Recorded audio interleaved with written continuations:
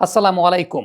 সিলেট টেস্টের চতুর্থ দিনের প্রথম সেশনে প্রোডাকশন থেকে একটা গ্রাফিক্স দেখানো হচ্ছিল এবং সেটার বিষয়বস্তু ছিল আগের দিন বিকেলবেলা বাংলাদেশের পেস বোলাররা সুইং এবং সিম মুভমেন্ট পেয়েছিলেন 1 ডিগ্রি করে, কিন্তু সকালবেলা প্রথম সেশনটাতে বাংলাদেশের পেস বোলাররা সুইং এবং সিম মুভমেন্ট পেয়েছেন 0.7 ডিগ্রি এবং 0.5 ডিগ্রি।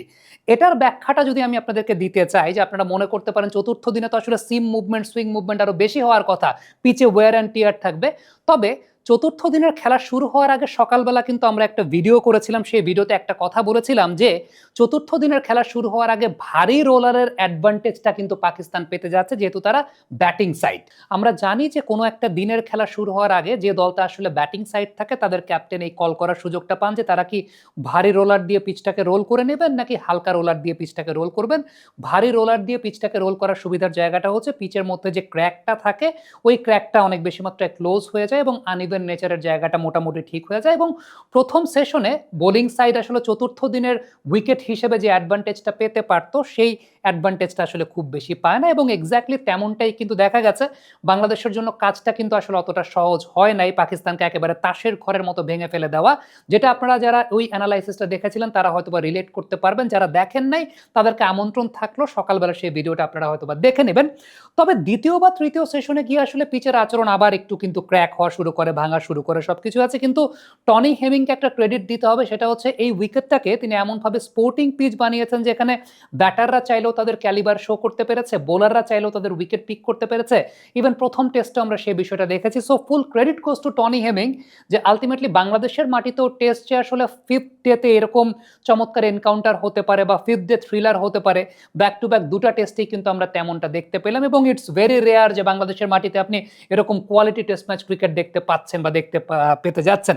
সো আলটিমেটলি আজকের দিনের শুরু থেকে যে বিষয়টা হয়েছিল, যে আপনি যদি দেখেন যে ব্রডকাস্টিং এন্ড থেকেই কিন্তু একটা বিষয় দেখানো হচ্ছিল, গতকালকে শেষ বিকেলে বাংলাদেশের পেস বোলাররা কিন্তু সিম মুভমেন্ট এবং সুইম মুভমেন্ট পাচ্ছিলেন 1 ডিগ্রির মতো, কিন্তু আজকের দিনের প্রথম সেশনে যেখানে আপনি চিন্তা করতে পারেন যে চতুর্থ দিনে আলটিমেটলি পেস বোলাররা হয়তো বা বেশি সিম মুভমেন্ট পাবেন, সুইং মুভমেন্ট পাবেন, বাট সেটা পাচ্ছিলেন মাত্র 0.7 ডিগ্রি এবং 0.5 ডিগ্রি। এটা কিন্তু প্রোডাকশন এন্ড থেকে দেখানো হচ্ছিল। এটা ডেফিনেটলি পাকিস্তান টিম যে ভারী রোলারটা ইউজ করেছে সেটার একটা অ্যাডভান্টেজ তো তারা পেয়েছে। তবে ইনিশিয়াল স্টেজ থেকে বাংলাদেশের বোলাররা ডিসিপ্লিনটা অবশ্যই মেনটেন করেছে, সেটা যে তারা করে নাই সেটা না, মেনটেন করেছে। ইনিশিয়ালি পাকিস্তান বাংলাদেশের এগেনস্টে এমন না যে আউটপ্লেট করেছে, তারা প্রথম সেশনে তো উইকেট হারিয়েছে। আফটার দ্যাট আমার কাছে মনে হয়েছে বাবর আজম একটা বেশ ভালো কাউন্টার অ্যাটাক দেওয়া শুরু করেছিলেন, সেই জায়গাটাও পরবর্তী সময়ে তাইজুল ইসলাম বেশ ডিসিপ্লিন বোলিং, অ্যাটাকিং বোলিং দুইটার একটা কম্বিনেশন তিনি করেছেন। সবকিছু মিলে আমি বলবো না যে বাংলাদেশের বোলাররা খারাপ বোলিং করেছে, বাংলাদেশের বোলাররা বেশ ভালো বোলিংই করেছে। পাকিস্তানের ব্যাটসম্যানরাও তারাও তো খেলতে এসেছে ক্রিকেট, তাই না? সো তারাও কিন্তু একটা কাউন্টার অ্যাটাক দেওয়ার চেষ্টা করেছে। মোহাম্মদ রিজওয়ানকে নিয়ে পার্টিকুলারলি যদি আমি বলি, তাহলে মোহাম্মদ রিজওয়ান তো আসলে এই মুহূর্তে ক্রিজে আছেন, তাকে নিয়েই সবচেয়ে বেশি কিউরিওসিটির জায়গাটা সবার থাকবে। রিজওয়ান যখন ক্রিজে ব্যাট করতে এসেছেন, ইনিশিয়ালি নাহিদ রানা কিন্তু রিজওয়ানের দুর্বল জায়গাটায় আঘাত করেছেন।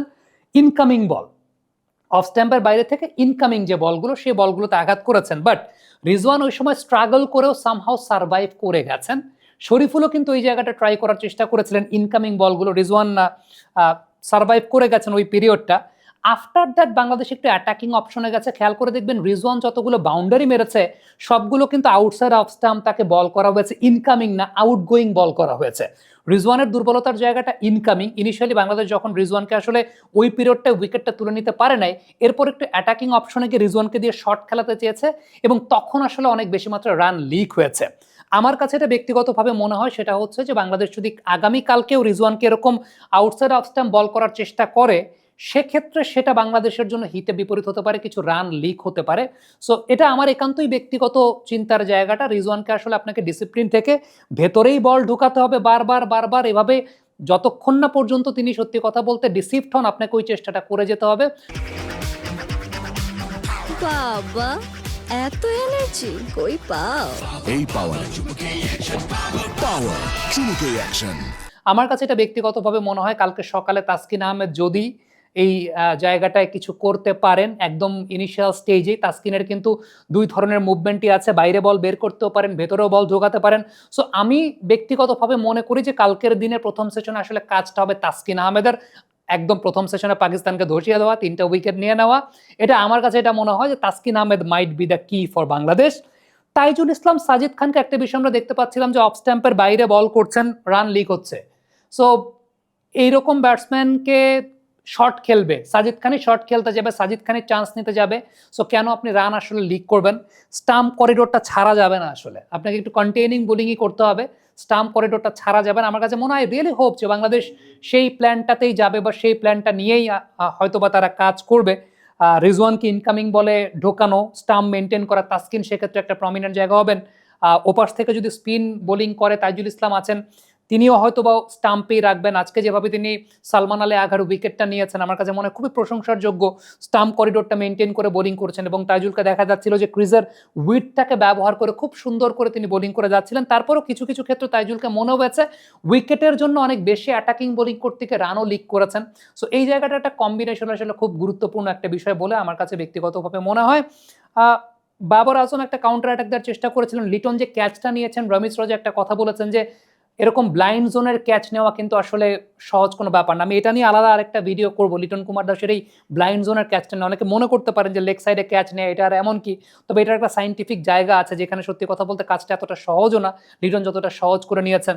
মাহমুদুল হাসান জয় একটা ক্যাচ ধরেছেন ফরওয়ার্ড শর্ট লেগে, মোহাম্মদ আশরাফুল এই ক্লোজ ইন পজিশনের ফিল্ডিং নিয়ে মাহমুদুল হাসান জয়কে নিয়ে কাজ করেছেন। আজকে প্র্যাকটিসের আগে এরকম একটা প্রোডাকশন থেকেও কিন্তু ভিডিও দেখানো হচ্ছিল।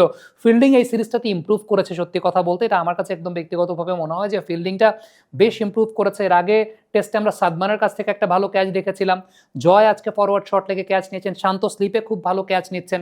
সবকিছু মিলিয়ে ফিল্ডিং অন্যান্য যে কোনো সিরিজের চাইতে এই সিরিজটাতে আমার কাছে অপেক্ষাকৃতভাবে বেটার মনে হয়েছে এবং বাংলাদেশ সেই বেটার ফিল্ডিংয়ের একটা রেজাল্ট তো অবশ্যই পাচ্ছে। আগামীকালকে যদি বলেন, এটা আমার কাছে মনে হয় প্রথম সেশনটা আসলে তাসকিন আহমেদেরই হওয়া উচিত এবং প্রথম সেশনে পাকিস্তানকে অল আউট করে দেওয়া উচিত। আবারও বলি, পাকিস্তান কিন্তু কালকেও ওই ভারী রোলারের অ্যাডভান্টেজটা তারা পাবে যেহেতু তারা ব্যাটিং সাইড। সো ক্রিজের ক্র্যাক সেটাকে তারা ক্লোজ করার চেষ্টা করবে, আনইভেন বাউন্সের জায়গাটা ওই অ্যাডভান্টেজটা ইনিশিয়াল স্টেজে হয়তো পাবে না, বাট আমার কাছে মনে হয় যে Taskin has to deliver his best.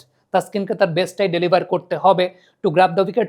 He has to be very much disciplined, ball যত ভেতরে ঢোকানো যায়।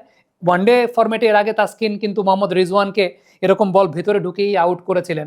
সো এটা তাসকিন খুব ভালো মতোই জানেন এবং বাংলাদেশ টিমের অ্যানালিস্ট বা বাংলাদেশ টিমের পরিকল্পনার জায়গা থেকে তারাও খুব ভালো মতো জানে যে আসলে কীভাবে করতে হবে। আমার কাছে মনে হয় যে খুব বেশি অ্যাটাকিং অপশনে যাওয়ার দরকার নেই, কন্টেনিং বোলিং করলে আলটিমেটলি একটা সময় উইকেট পড়বে, ব্যাটসম্যান হয়তো আউট অফ ফ্রাস্ট্রেশনও উইকেট দিয়ে দিতে পারেন। কমেন্ট বক্সে আপনাদের মন্তব্য মতামত জানতে চাই, লিখে পাঠাবেন।